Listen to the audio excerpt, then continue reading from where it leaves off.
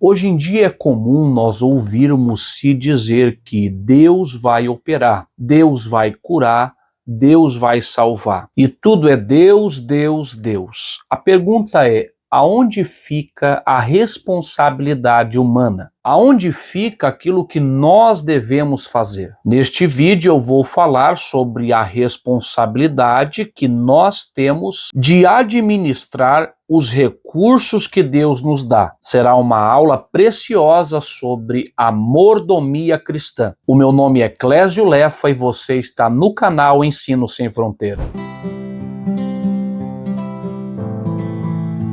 A paz do Senhor, meus irmãos, sejam todos muito bem-vindos ao canal Ensino Sem Fronteira. Hoje nós vamos falar de um tema não tão falado, pregado e ensinado nas igrejas. E estamos percebendo, ao observar esta nova geração que se levanta, um certo desleixo com as coisas de Deus. Por isso, a fim de atuar como um remédio para esta enfermidade, nós gravamos este vídeo. Quando nós falamos de mordomia cristã, geralmente a gente tem uma ideia de que mordomia cristã é aquela regalia, é ficar no sofá ou na cama sem fazer nada. E na verdade a ideia de mordomia cristã é justamente o oposto disso. Porque mordomia cristã fala de responsabilidades, de administração e de serviço. Mordomia cristã é a gestão responsável de todos os recursos que Deus nos confia, como por exemplo o nosso tempo, os nossos talentos, os nossos tesouros, nossas finanças e também o nosso corpo. Quando nós pensamos sobre este assunto, nós somos levados a refletir sobre o nosso papel como um administrador de tudo aquilo que Deus nos confia, tudo aquilo que Deus colocou na nossa mão. Sendo assim, isso envolve reconhecer que tudo o que nós somos e que nós temos vem do Senhor. Tudo que nós somos e que nós temos pertence a Deus e que temos a responsabilidade de usar cada uma destas bênçãos de forma que glorifique ao nome do nosso Senhor e também beneficie a nossa comunidade. A comunidade tanto na qual estamos inseridos como cidadãos, a nossa sociedade e também a comunidade eclesiástica, na qual nós estamos inseridos como cristãos. Começamos a nossa aula falando sobre o conceito de mordomia e agora nós vamos falar sobre o que é o mordomo. A palavra mordomo, ela vem do latim major domus e significa o administrador de uma casa. Esta palavra traz o sentido do empregado, o servo mais importante. É o mais importante, mas é o servo. Nós não podemos nos esquecer disso. Que mordomos, muitos confundem o mordomo com o dono. Até podemos usar a definição mais importante, mas precisamos também colocar junto que é o empregado mais importante. Nós somos os mordomos e não os donos. Como mordomos de Deus, nós somos os responsáveis por tudo que Ele nos dá, seja no material, como também no espiritual ou ministerial. E se nós somos responsáveis, isso implica dizer que o Deus justo, Ele nos responsabiliza pela forma como nós usamos destes recursos. E se fizermos um mau uso daquilo que Deus nos conferiu, certamente por ele nós seremos penalizados. Vejamos um texto da palavra de Deus. Que os homens nos considerem como ministros de Cristo e despenseiros dos mistérios de Deus. Além disso, requer-se nos despenseiros que cada um se ache fiel. Ao ver esse texto, muitos têm as suas aspirações e os seus desejos. Eu quero ser um ministro e quero também que os homens me considerem como um ministro. Temos a tendência de olhar para esse texto com um tom de glamour, de exaltação, de superioridade. Mas, na verdade, a palavra ministro aqui é a palavra grega hiperetes, que significa servo subordinado ou remador. Ser um ministro é ser um remador. Nas antigas embarcações era exatamente assim que acontecia. Nos vagões superiores, nos andares superiores, estavam ali as pessoas mais importantes, os convidados de honra, os donos do navio, da embarcação e os seus amigos. E na parte inferior estavam os escravos, os servos, que trabalhavam remando para fazer com que aquela embarcação se movimentasse. Eles não estavam em evidência, eles não estavam em destaque, eles estavam fazendo um trabalho duro, um trabalho árduo, fazendo com que aquela embarcação se movimentasse e prosseguisse avante, mas tudo isso no secreto. Você está disposto a trabalhar duro para ver a embarcação como um todo prosseguir avante? Mesmo assim, você não ter honra, você não ser reconhecido, você não ser tratado como alguém superior. Você está disposto a ser um servo remador? É preciso compreender que na obra de Deus, nós não somos o capitão, o dono, o mais importante, nem tampouco os convidados especiais. Nós somos os servidores, os remadores. Talvez se muitos hoje em dia que desejam ser ministros entendessem o sentido original da palavra, a sua ambição esfriaria. A mordomia, a gestão, a administração, esse negócio de ser responsabilizado para coordenar e gerir aquilo que Deus nos confia, é algo explícito em toda a palavra de Deus. Desde a criação, nós vemos claramente isso acontecer. Vejamos um texto bíblico. E disse Deus: façamos o homem à nossa imagem, conforme a nossa semelhança, e domine sobre os peixes do mar, e sobre as aves dos céus, e sobre o gado, e sobre toda a terra, e sobre todo réptil que se move sobre a terra. E criou Deus o homem à sua imagem, a imagem de Deus o criou, macho e fêmea os criou. E Deus os abençoou, e Deus lhes disse: frutificai e multiplicai-vos, e enchei a terra, e sujeitai-a, e dominai sobre os peixes do mar, sobre as aves dos céus, e sobre todo animal que se move sobre a terra. A Bíblia Sagrada, neste texto, nos mostra que claramente nós fomos chamados à mordomia. Deus confiou ao ser humano a responsabilidade de cuidar, de cultivar, de guardar toda a criação. E para cumprir e atender ao desígnio de Deus, o homem deveria ser duas coisas. Primeiro, o homem deveria ser zeloso. E segundo, o homem deveria ser dedicado. O zelo fala daquele cuidado particular, minucioso, que nós damos para aquilo que Deus nos confere. Ser zeloso é prestar atenção nos mínimos detalhes para fazer o seu melhor a fim de agradar ao seu Senhor. Lembramos-nos que Deus irá buscar uma igreja, arrebatar um povo, e este povo tem esta característica: é um povo zeloso e de boas obras. Pensemos o seguinte: se o homem que recebeu tal autoridade divina para cuidar, cultivar, para fazer crescer e guardar, proteger a criação, ele viesse falhar com essa incumbência divina, com esse plano divino, causando assim destruição à terra, tendo uma má administração, fazendo mau uso daquilo que Deus lhe confiou nas suas mãos, sem dúvida alguma, o homem seria cobrado por Deus. Você acha que Deus não requerirá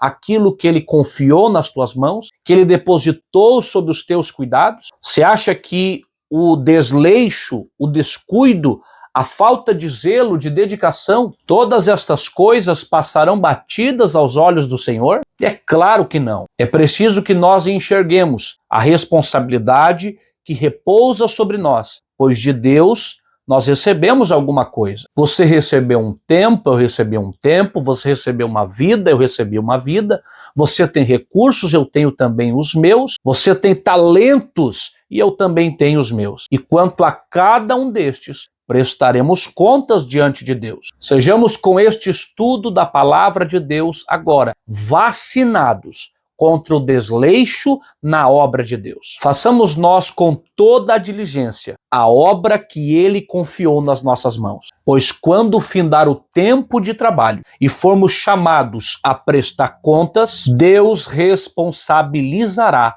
os negligentes. Queridos irmãos, todo crente, seja aquele que é visto com mais destaque ou não, do menor ao maior, todo crente recebe dons, oportunidades e recursos e deve administrá-los com toda a diligência e responsabilidade. Ah, eu não recebo nada, eu não tenho nada. Mentira. Todo crente, é fato isso, recebem um pouco mais do que os outros, mas todo crente recebeu de Deus alguma coisa. Em Mateus capítulo 25, versículo 14 até o 30, nós temos a parábola dos talentos. E naquele texto, o Senhor distribuiu os seus bens para 3 servos. A um servo ele deu 5 talentos, a outro ele deu 2 talentos e a outro ele deu 1 talento. Veja que nenhum dos servos ficou sem nada, ficou de mãos abanando. Todos eles receberam alguma coisa. E o texto diz que cada um recebeu de acordo com a sua capacidade. Deus não vai entregar na sua mão aquilo que você não tem capacidade, aquilo que você não tem estrutura para administrar. Então aqui eu tenho que aproveitar para dizer, não adianta ficar perseguindo, ficar atacando aqueles que têm mais. Se tem mais é porque Deus viu capacidade para ele gerir mais. Busquemos o contentamento para trabalharmos com fidelidade na obra de Deus. Se você recebeu 1, faça com dedicação e zelo a vontade de Deus. Se você recebeu 2, faça com dedicação e zelo a obra de Deus. Se você recebeu 5, faça com dedicação e zelo a obra de Deus. Mas entenda isso. Aquilo que Deus te confiou, aquilo que Deus colocou em tuas mãos, não é para ficar parado. Mas sim, Deus espera que você trabalhe com aquilo que Ele colocou nas tuas mãos. O servo que ganhou 5 talentos, trabalhou e multiplicou e granjeou mais 5 talentos. O servo que ganhou 2, trabalhou com aqueles 2, granjeou, multiplicou, mais 2 talentos. Agora, o servo que tinha 1 talento, logicamente, era a tarefa mais fácil, pois ele tinha que gerir menos propriedade do que os demais. Era a função dentre os 3 mais fácil de ser exercida. É o que estava administrando o menor recurso, mas ele enterrou e não multiplicou, não trabalhou com aquilo que o seu senhor pôs na sua mão. Então, vindo o senhor daqueles talentos, o verdadeiro dono perante os mordomos, perante os servos, chegou a hora de comparecer perante ele. Chegou o dia da prestação de contas. Ao ver o trabalho dos seus 3 servos, assim se pronunciou este senhor: aos 2 primeiros que trabalharam com diligência, cuidado, dedicação com aquilo que receberam, ele disse o seguinte: servo bom e fiel, foste fiel no pouco e sobre o muito eu te colocarei. Entra no gozo do seu senhor. Mas aquele negligente e descomprometido servo, que não se importou em trabalhar com o que recebeu, para este, aquele senhor falou: mau e negligente servo. Aí ordenou que este fosse lançado nas trevas exteriores. Você está vendo a seriedade que Deus trata o servo negligente? Na palavra de Deus, nós vemos mais exemplos de fidelidade. Existem personagens ao longo da Bíblia que nos fornecem uma boa referência do que é ser um bom administrador. E nesse ponto, nós não podemos deixar de fora a pessoa de José. Leamos um texto bíblico. E José foi levado ao Egito, e Potifar, eunuco de Faraó, capitão da guarda, varão egípcio, comprou-o da mão dos ismaelitas que o tinham levado lá. e o Senhor estava com José, e foi varão próspero, e estava na casa de seu senhor egípcio. Vendo, pois, o seu senhor, que o Senhor estava com ele, e que tudo o que ele fazia o Senhor prosperava em sua mão, José achou graça a seus olhos e servia-o.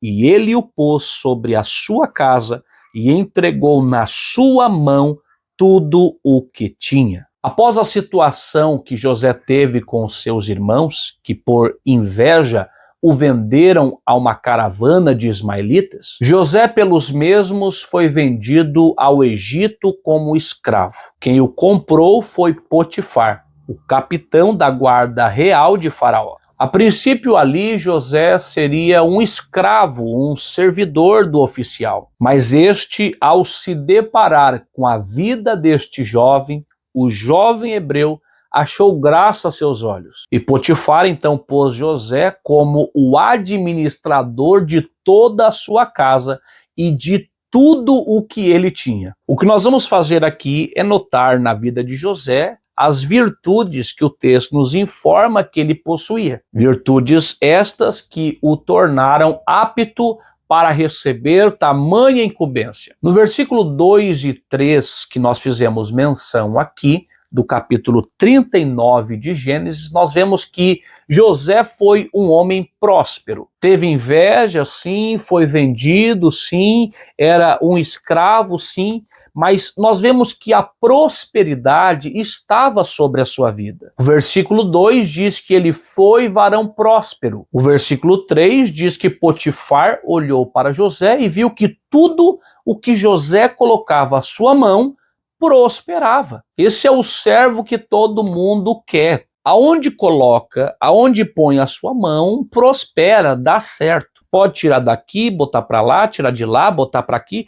Ele vai trabalhar e aonde ele estiver vai dar certo, vai funcionar. E qual é o segredo da prosperidade deste servo, deste mordomo, deste trabalhador? Tanto no versículo 2 como no versículo 3, nós temos ali a revelação. E o versículo 2 diz assim: e o Senhor estava com ele. E o 3 diz assim: vendo, pois, Potifar, que o Senhor estava com ele. A vida de José era uma vida próspera, o trabalho de José era um trabalho próspero, porque era notório uma coisa. Que coisa? Que o Senhor estava com ele, que José andava com Deus. Precisamos, como servos, compreender bem este negócio. Por mais que nós estudamos e nos aperfeiçoamos e nos tornamos habilidosos e talentosos naquilo que fizemos na obra de Deus, o segredo da prosperidade não é o nosso talento,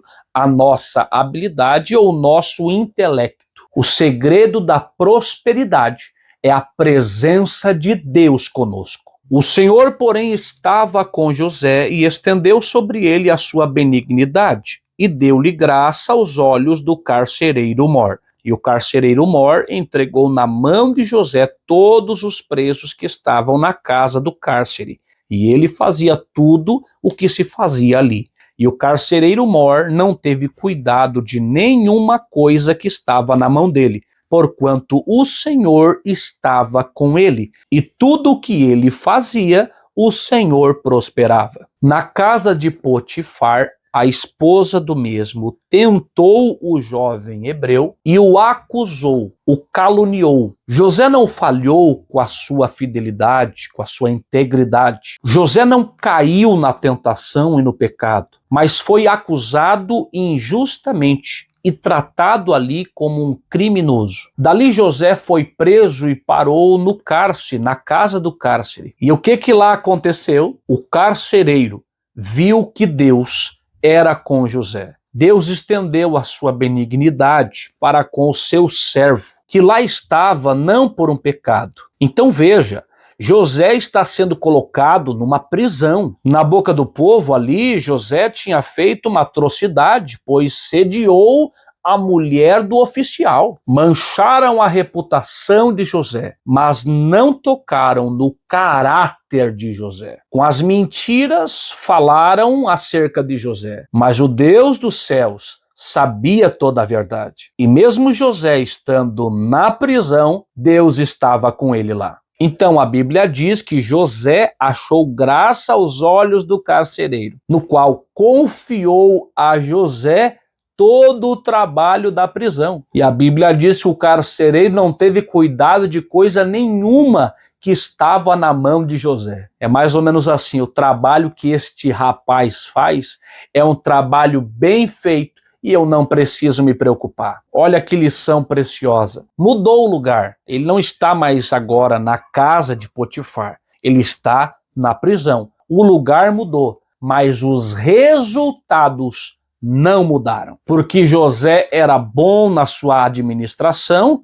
não somente isso, mas principalmente porque José era fiel e Deus era com ele. Receba essa palavra, servo e serva de Deus. Se Deus for com você, se Deus se agradar de você, se você ter uma vida íntegra na presença dele, não importa o lugar, não importa onde você for colocado, Deus vai te fazer prosperar. Oh, bendito seja o nome do Senhor. Aos 30 anos, José, por interpretar os sonhos de Faraó, foi nomeado governador no Egito. Esse cargo nem existia na época. José ali recebeu poder e autoridade para pôr em curso todo o plano que Deus havia revelado a partir dos sonhos de Faraó. Como gestor e administrador no Egito, José construiu muitos celeiros e armazenou cereais sem conta para poder abastecer as nações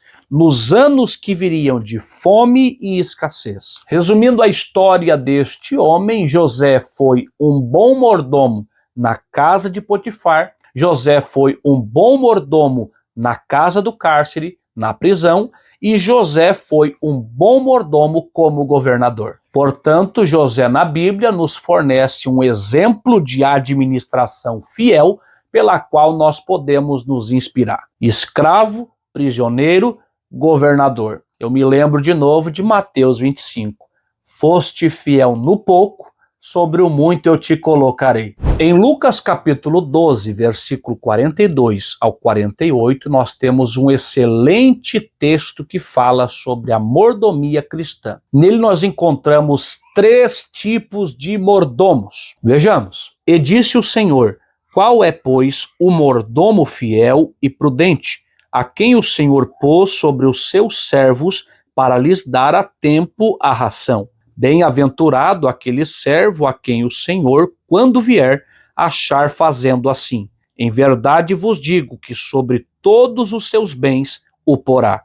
Mas se aquele servo disser em seu coração: o meu senhor tarda em vir, e começar a espancar os criados e criadas, e a comer, e a beber, e a embriagar-se, virá o senhor daquele servo no dia em que o não espera, e numa hora que ele não sabe, e separá-lo-á, e lhe dará sua parte com os infiéis. E o servo que soube a vontade do seu senhor, e não se aprontou, nem fez conforme a sua vontade, será castigado com muitos açoites. Mas o que a não soube fez coisas dignas de açoites, com poucos açoites será castigado. E a qualquer que muito for dado, muito se lhe pedirá.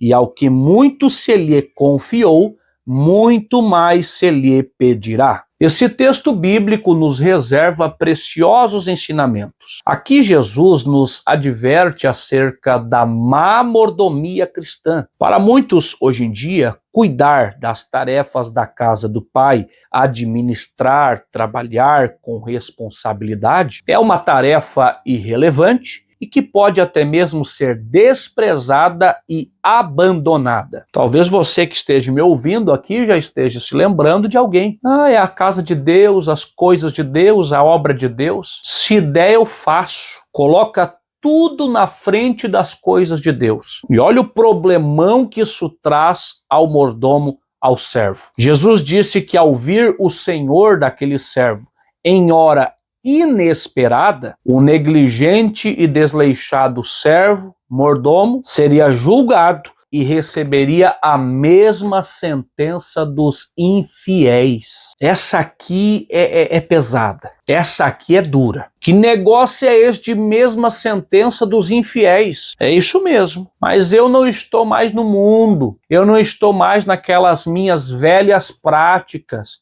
Eu vim para a igreja. Eu me converti. E quer saber, eu até coopero, trabalho em algumas coisas na obra de Deus. Você acha que o relaxamento, desleixo com as coisas de Deus será absolvido porque agora você não está mais no bar, você não está mais bebendo cachaça, usando drogas? Você acha que por estar na igreja somente, fazendo as coisas do jeito que você está fazendo, você será livre da condenação do Senhor? Escute isso aqui: maldito aquele que fizer a obra do Senhor relaxadamente. É pesada a palavra? É dura esta palavra? É difícil de se ouvir? Duro é este discurso? Pois para Deus o desleixo, a falta de compromisso com as coisas dele, a má administração do que ele confiou a nós também é uma coisa pesada. Ninguém que milita se embaraça com negócios desta vida,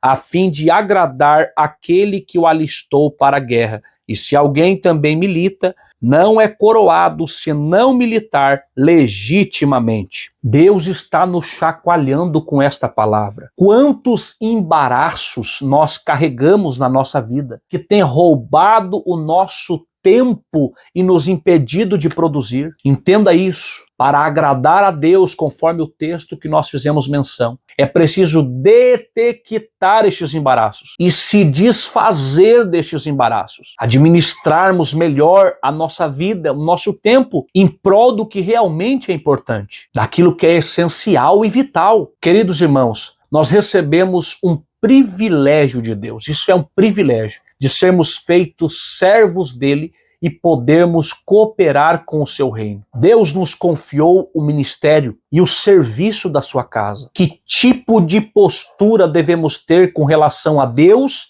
e a sua obra? Com qual destes servos aqui, deste texto, nós mais nos identificamos? Primeiro, com aquele que sabe a vontade de Deus e faz a vontade de Deus. Segundo, com aquele que sabe a vontade de Deus e não faz a vontade de Deus. Ou terceiro, aquele que não sabe e não faz a vontade de Deus. Segundo a narrativa bíblica em Lucas 12, versículo 42 ao 48, só haverá salvação e recompensa, galardão para o primeiro. Os demais receberão somente açoites. Até aquele que não sabia a vontade de Deus vai receber açoite? Vai receber açoite. Isso aqui é um tapa na cara para aquele crente despreocupado com a busca pelo conhecimento. Ele pensa que por não buscar, ele não será julgado. Por não saber, ele não será julgado. Por pensarem assim, muitos decidem não frequentar ambientes de instrução, como escola bíblica,